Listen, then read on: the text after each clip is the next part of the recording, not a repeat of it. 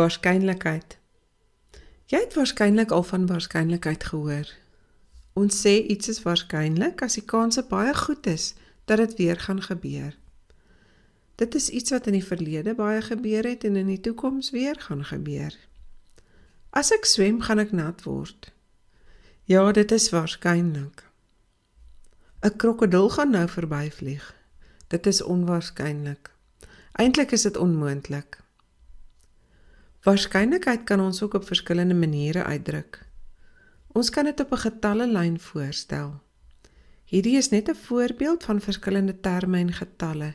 Jy moet nie die getalle presies so leer nie, dit is net om die idee te verduidelik. Ons kan dit met woorde skryf. As iets nie kan gebeur nie, noem ons dit onmoontlik. Dit is die een punt van die getallelyn. As iets definitief gaan gebeur, noem ons dit seker. Dit is die ander kant van die getallelyn. As die kanse ewe goed is vir iets om te gebeur, as wat dit is om nie te gebeur nie, noem ons dit ewe kansig. As iets wel kan gebeur, dis nie onmoontlik nie, maar dit is kleiner as wat dit ewe kansig is, sê ons dit is onwaarskynlik. Wanneer iets kan gebeur, die kans is groot om te gebeur, maar is nie heeltemal seker nie, kan ons sê dit is waarskynlik. Ons kan waarskynlikheid ook uitdruk as 'n persentasie. Onthou net, hierdie getalle is net 'n voorbeeld.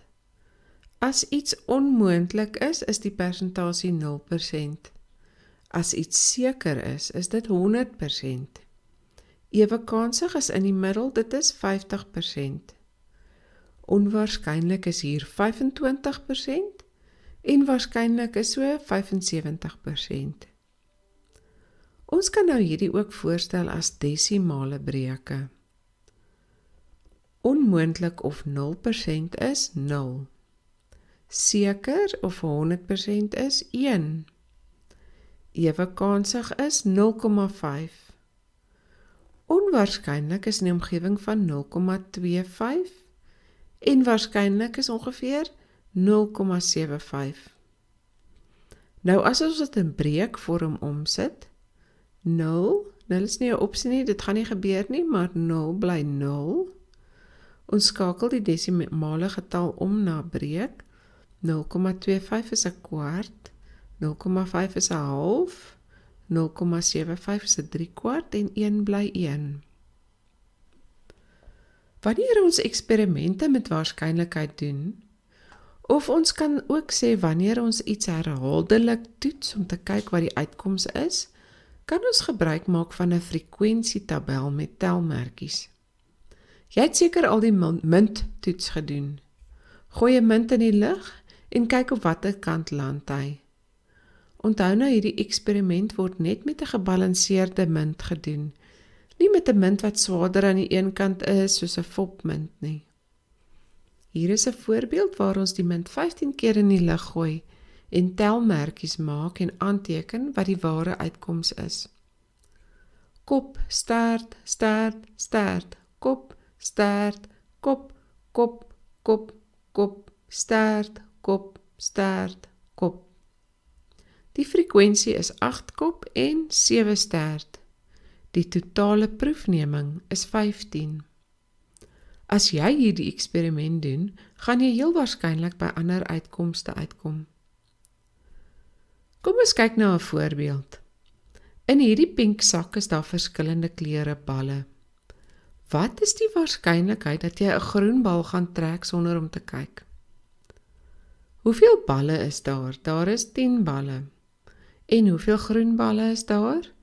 1, 2, 3, 4, 5, 6. Jou waarskynlikheid is 6 uit 10. Wat is die waarskynlikheid om 'n blou bal te trek sonder om te kyk?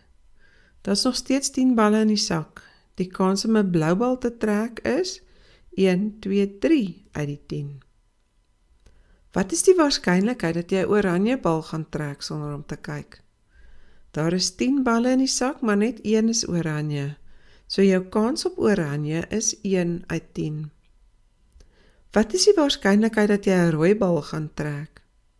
Daar is nie rooi balle in die sak nie, so jou waarskynlikheid om 'n rooi bal te trek is 0. Ons kan 'n paar afleidings maak.